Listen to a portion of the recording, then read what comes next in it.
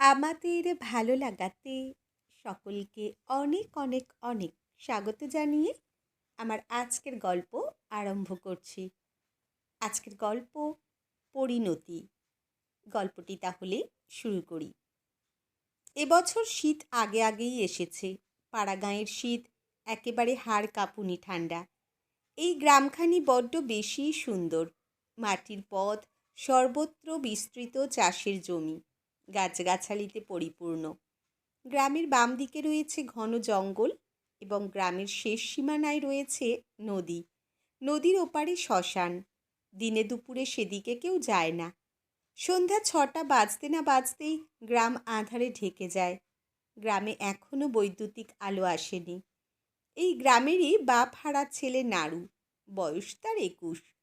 নাড়ু কলকাতা শহরে কাজ করে, একটা কারখানায় শ্রমিকের কাজ। বছরে একবার, বড়জোর 2বার দিন সাতেকের জন্য গ্রামে আসে সে। এবারে যখন গ্রামে এলো তখন নাড়ুর মা তাকে চেপে ধরলেন। নাড়ুকে এবার বিয়ে করতেই হবে। নাড়ুর বয়সী ছেলেরা বিয়ে থা করে বউ বাচ্চা নিয়ে গুছিয়ে সংসার করছে, অথচ নাড়ু একা একা কত দূরে পড়ে থাকে। কিন্তু নাড়ুর বিয়েতে সম্মতি নেই। বউকে কলকাতায় নিয়ে যাওয়ার সামর্থ্য তার নেই। নাড়ুর মতে, বিয়ে করে বউকে গ্রামেই যদি রাখতে হয় তাহলে বিয়ের দরকার কি বাপু? নাড়ুর মা বিমলা দেবী ছেলের এই যুক্তি মানতে নারাজ। তিনি কেঁদে কেটে একসা হন, খাওয়া দাওয়া বন্ধ করেন। শেষমেশ মায়ের জ্বালায় অতিষ্ঠ হয়ে নাড়ু বিয়েতে মত দেয়। মেয়ে দেখা শুরু হয়। এ গ্রামে 2টো গ্রাম পরেই এক মেয়ের সন্ধান পাওয়া যায়। মেয়ের নাম কলি।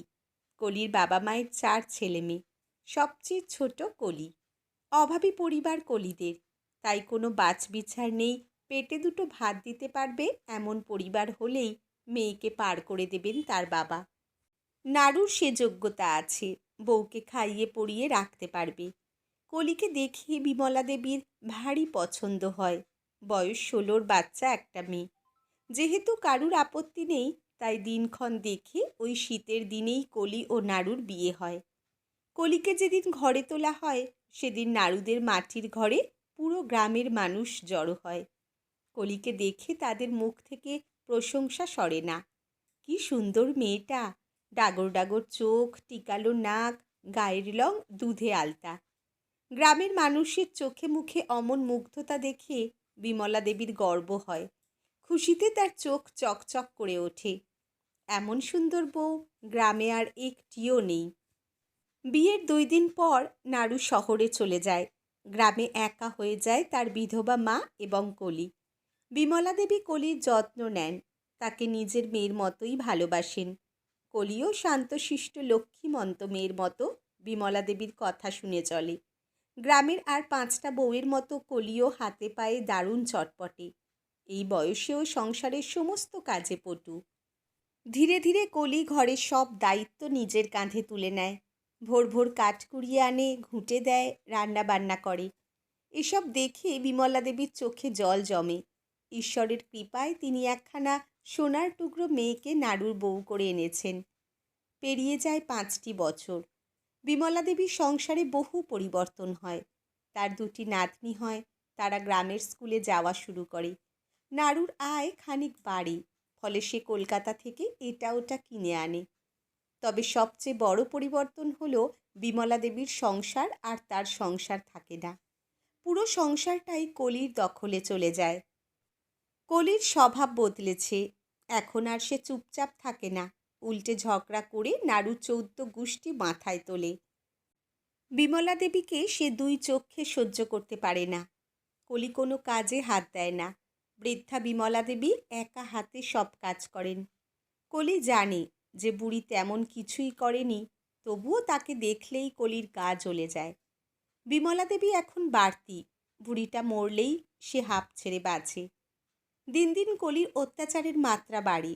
বিমলা দেবীর খাওয়া দাওয়া প্রায় বন্ধ হয়েছে। কলি তাকে সকালে 1 বাটি ভাত দেয়, সেটি তিনি এবেলা ওবেলা ভাগ করে খান। বিমলা দেবীর সামনেই কলি নানা রকম রান্না করে, মেয়েদের নিয়ে একা একাই তা খায়। বয়স হয়েছে তো বিমলা দেবীর লোভ হয়। যদি ভুল করে বিমলা দেবী অল্প ভাত খেতে চান, তবে তার কপালে জোটে চর থাপ্পড়। বিমলা দেবী প্রতিবাদ করতে পারেন না, তিনি কেবলই চিৎকার করে কাঁদেন। বিমলা দেবীর চিৎকার শুনেও গ্রামের কেউ এগিয়ে আসে না, তারা কলির মুখকে ভয় পায়। ও মেয়ে বড় ছোট মানে না, গালিগালাজ করে। নাড়ু গ্রামে এলে কলি ক্ষান্ত হয়। বিমলা দেবী ছেলের কাছে নালিশ জানান না, তাও নাড়ুর কানে সব খবর পৌঁছে যায়। কলি তার মাকে এত জ্বালাতন করে, এসব শুনেও নাড়ু তার বউকে শাসন করতে পারে না। কলিকে সে সমঝে চলে। একটু বকা দিলেই কলি তার দুই মেয়েকে সঙ্গে নিয়ে রাত বিরেতে নদীর দিকে দৌড় দেয়। কলি হুমকি দেয়, সে দুই মেয়েকে সঙ্গে নিয়ে জলে ডুবে মরবে। নাড়ু কাঁচুমাচু হয়ে থাকে। মায়ের হয়ে কলির অপরাধের বিচার করতে পারে না সে। সময় ফুরালে নাড়ু আবার কলকাতায় ফিরে যায়। নাড়ু আসার সময় বিমলা দেবীর জন্য যা যা এনেছিল সেগুলো কলি তার শাশুড়ির কাছ থেকে ছিনিয়ে নেয়। ঘরের সমস্ত ভারী ভারী কাজ বিমলা দেবী একাই করেন। একদিন কাজ না করলে সেদিন পুরোপুরি খাওয়া বন্ধ থাকে। কলি তার মায়ের সঙ্গে মিলে ষড়যন্ত্রে লিপ্ত হয়, কিভাবে বুড়িকে রাস্তা থেকে সরানো যায়। বুড়িটা না থাকলে ঘরখানা খালি হবে। কলির বাপের বাড়ির আত্মীয় স্বজন এসে কয়েকটা দিন থাকতে পারবে। তবে কলি যতই কষ্ট দিক, বিমলা দেবী তা সহ্য করে নেন। কিন্তু একটা বিষয় তার মনে প্রচণ্ড আঘাত আনে, আদরের নাতনি দুটোকে তিনি কাছে পান না। কলি ওদের বিমলা দেবীর কাছে যেতে দেয় না, মেরে বকে ঠাকুমার কাছ থেকে দূরে সরিয়ে রাখে। কষ্টে বিমলা দেবীর বুক ফেটে যায়, নাতনিদের তিনি একটিবার ছুঁতেও পারেন না। অতিবাহিত হয় আরও 15টি বছর। কলি এখন মাঝ বয়সী। গত মাসেই তার ছোট মেয়ের বিয়ে হয়েছে। দুই মেয়েকেই পাশের গাঁয়ে বিয়ে দিয়েছে। চাইলেই মেয়েদের চোখের সামনে দেখা যায়। দুই মেয়েকেই শ্বশুর শাশুড়িহীন নির্ঝঞ্ঝাট পরিবারে বিয়ে দিয়েছে এই আশায় যে তার মেয়ে দুটো সুখে থাকবে। মেয়ে দুটো সত্যিই সুখে আছে বটে, তবে কলির মনে শান্তি নেই। বিমলা দেবী এখনো মরেননি। এই বয়সেও বুড়ি নুইয়ে নুইয়ে চলাফেরা করে। কলি প্রত্যেক দিন ঠাকুরের কাছে প্রার্থনা করে, বুড়িকে যেন ঠাকুর তাড়াতাড়ি উপরে টেনে নেন। একদিন সত্য সত্যই কলির মনোবাঞ্ছা পূর্ণ হয়, তবে সম্পূর্ণ না। বিমলা দেবী কঠিন রোগে আক্রান্ত হয়ে শয্যাশায়ী হন।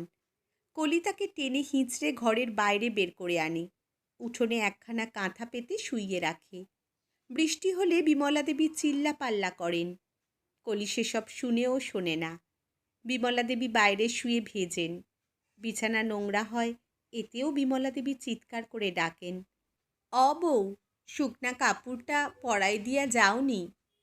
বিমলা দেবীর ডাক কেউ শোনে না, কলি তো নাই। বিমলা দেবীর নাতনিরা বাপের বাড়িতে ঘুরতে এলেও ঠাকুমার কাজ ঘেঁষে না। বিমলা দেবীর গা থেকে মলমূত্রের দুর্গন্ধ বেরোয়, ফলে তার ঠাঁই হয় ঘরের পিছনে। রাতের অন্ধকারে সাপ ভূত প্রেতের ভয়ে বিমলা দেবীর বুক কাঁপে। রাত বাড়লে জঙ্গল থেকে শিয়ালের ডাক ভেসে আসে। বিমলা দেবী আবারও চেঁচামেচি শুরু করেন। বিমলা দেবীর হাঁক ডাকের কারণে মাঝরাতে কাঁচা ঘুম নষ্ট হওয়ায় কলি একদিন এতই বিরক্ত হয় যে সে একটা আধ ভাঙা বাঁশ দিয়ে বিমলা দেবীকে পেটায়। বেকায়দায় বিমলা দেবীর ঘাড়ে এমনই আঘাত লাগে যে তিনি আর ঘাড় সোজা করতে পারেন না। সর্বক্ষণ ডান কাঁধে মাথা এলিয়ে রাখেন। মারের ভয়ে বিমলা দেবী আর কাউকে ডাকেন না। তিনি শুয়ে শুয়ে ঈশ্বরের নাম জপেন, প্রার্থনা করেন যেন দ্রুত এই যাতনা থেকে মুক্তি পান। এই ঘটনার মাসখানেক পরেই বিমলা দেবীর মুক্তি ঘটে। বিমলা দেবী চির ঘুমে তলিয়ে যান। নাড়ু আসে, মাকে শেষ দেখা দেখে সে বুক ফাটিয়ে কাঁদে। কাজ সম্পন্ন করে সে আবারও কলকাতায় ফিরে যায়। এবারে সে বলে যায়, টাকা পাঠালেও কোনোদিন গ্রামে ফিরবে না, কলির সংসারে পা দেবে না। নাড়ুর কথা শুনেও কলি নির্বিকার থাকে। টাকা এলেই চলবে, এই বুড়োর প্রয়োজন নেই। কলির হাবভাব দেখে নাড়ু বলে, কলি রে, ভুল করলা বউ, আমি আর আসবনি। তবে তুমি তো থাকবা, দেখো কেমনটা ঠাকুর তোমায় পুরায়। মেয়ে দুটারে বলো ঠাকমারে মনে রাখতে। নাড়ুর কথা গায়ে মাখে না কলি, বিমলা দেবীর মৃত্যু তাকে স্বস্তি এনে দেয়। প্রায়শই সে বাপের বাড়ির লোকজন ও মেয়ে জামাইকে নিয়ে আসে, তাদের আপ্যায়ন করে। তবে এক রাতে কলি এক ভয়ঙ্কর অভিজ্ঞতার সম্মুখীন হয়। তখন মধ্যরাত। এক ভয়ানক দুঃস্বপ্ন দেখে কলির ঘুম ভেঙে যায়।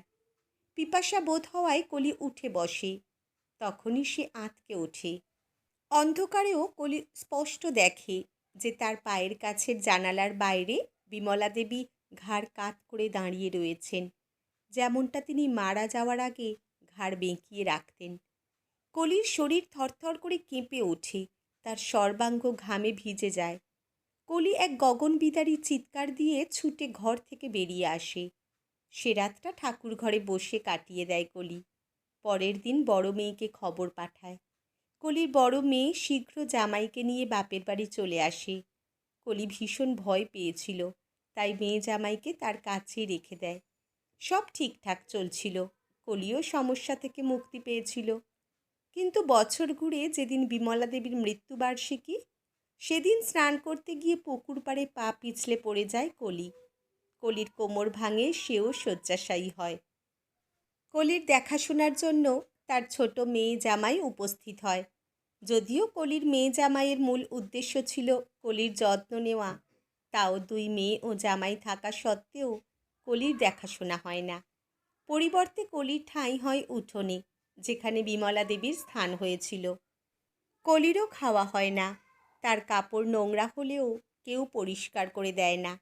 কলি চিৎকার করে দুই মেয়েকে ডাকে। মেয়েরা মুখ বেঁকিয়ে পাশ কাটিয়ে চলে যায়। একসময় কলির শরীর থেকেও দুর্গন্ধ বেরোতে শুরু করে। মেয়েরা কলিকে ঘরের পিছনে রেখে আসে। রাত হলে কলি ভয়ে চেঁচায়। সে অন্ধকারে ভয় পায়। ঘুম নষ্ট হলে মেয়েরা এসে কলির পিঠে কিল ঘুষি বসিয়ে দেয়। কলি বিছানায় পড়ে গোঙায়। এর সঙ্গে নতুন এক উপদ্রব শুরু হয়। কলি দেখে যে প্রতি রাতে বিমলা দেবী তার পাশে এসে বসেন। তিনি ঘাড় কাত করে কলির দিকে চেয়ে থাকেন। কলি এই কথা মেয়েদের ডেকে বলে, গ্রামের লোকেদের ডেকে বলে। গ্রামের মানুষ কলির তরফ থেকে মুখ ফিরিয়ে নেয়। তারা কলিকে ঘৃণার চোখে দেখে। খুব বেশি বিরক্ত করলে কলির মেয়েরা মায়ের মুখে শাড়ির আঁচল গুঁজে দেয়। কেউ থাকে না কলির পাশে, থাকেন কেবল বিমলা দেবী। তিনি কলির দিকে চেয়ে থাকেন। তার ঠোঁটের কোণে লেগে থাকে বিদ্রূপের হাসি। আজকের গল্প এখানেই সমাপ্ত। কলমে অর্পিতা দে, পাঠে জয়তী। ধন্যবাদ।